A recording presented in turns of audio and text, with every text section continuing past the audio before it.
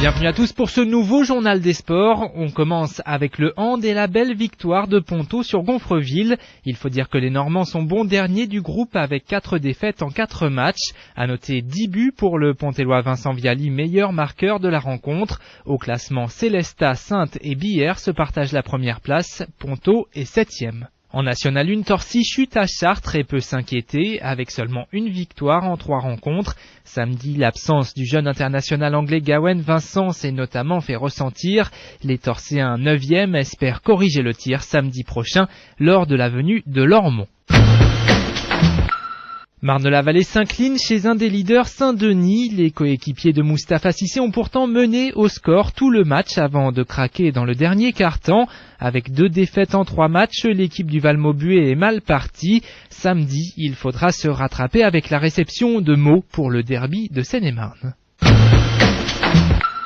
En foot, c'était le 4e tour de la Coupe de France ce week-end. Saint-Thibault est logiquement éliminé à Porcheville. Pour le reste, Noisiel et Roissy passent sans problème. Torcy se qualifie grâce à un but de Stéphane Gamvoulou qui est expulsé en fin de match pour un coup sur un joueur. Le match est même arrêté plusieurs minutes suite à l'envahissement du terrain. On continue de parler ballon rond, mais en salle cette fois. Intéressons-nous au futsal pour mieux comprendre le succès apparent de ce sport qui a ses propres règles distinctes du foot que l'on connaît. 1996, une dizaine de passionnés créent le club de futsal de Champs-sur-Marne. 13 ans et un titre de champion de France plus tard, le club compte 180 licenciés à travers toutes les catégories d'âge. Cette saison, le baby futsal est même lancé pour les enfants de 3 à 5 ans. Ils apprennent tout ce qui est motricité, savoir courir, savoir sauter, savoir titiller le ballon aussi, pas avoir peur du ballon surtout, et puis ne pas avoir l'appréhension de tomber, l'appréhension de sauter, toutes ces choses-là en fait qu'un enfant il doit apprendre lorsqu'il est jeune, quoi. L'atelier baby compte 16 enfants, garçons comme filles. Chez ces tout petits comme chez les plus grands, le fait que la discipline se pratique indoor est attractif. Ce qui intéresse beaucoup les parents, je pense, c'est le côté sport en intérieur.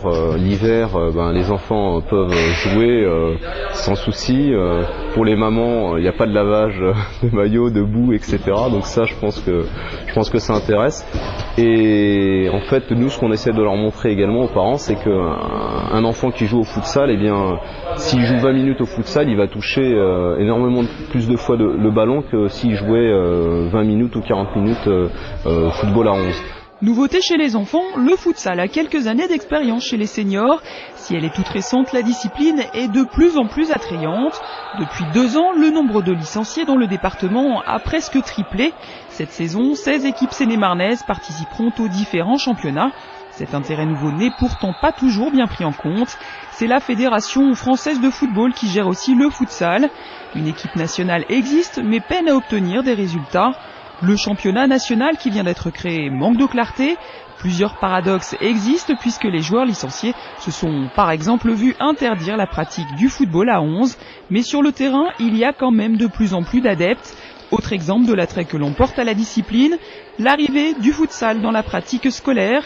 À Torcy, le collège Victor Schulcher a ouvert cette année 2 créneaux dans la discipline, un pour les garçons et un pour les filles, tout aussi intéressés. J'aimais bien le foot, j'en faisais un peu à l'école et aussi pour prouver un peu aux garçons qu'il n'y a pas qu'eux qui peuvent en faire. Ça s'apprend, c'est comme tout, donc on apprend.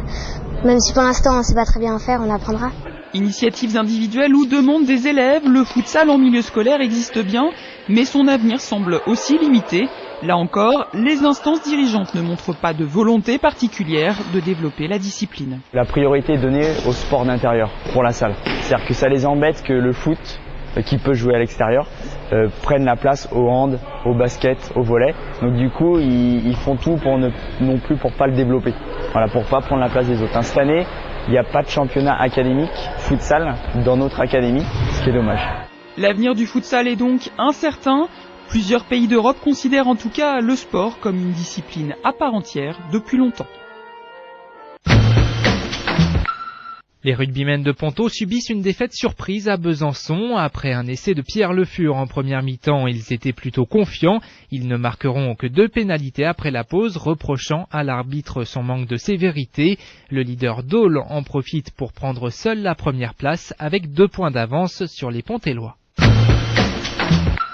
Deuxième défaite en 2 matchs, les filles de Chelles sont mal parties en National 1. Contre Béthune, seules Clara Noyer et Sandra Vernet remportent 2 rencontres. Il faudra impérativement gagner à Rieux la semaine prochaine, mais le maintien s'annonce déjà difficile à obtenir. Chez les garçons et en National 2, Ponto confirme son bon début de saison. Les Pontellois battent Saint-Médard grâce notamment à un sans faute de Kevin Sorbier et Laurent Xayassan. Au classement, Ponto est en tête avec Saint-Pierre et Torigny.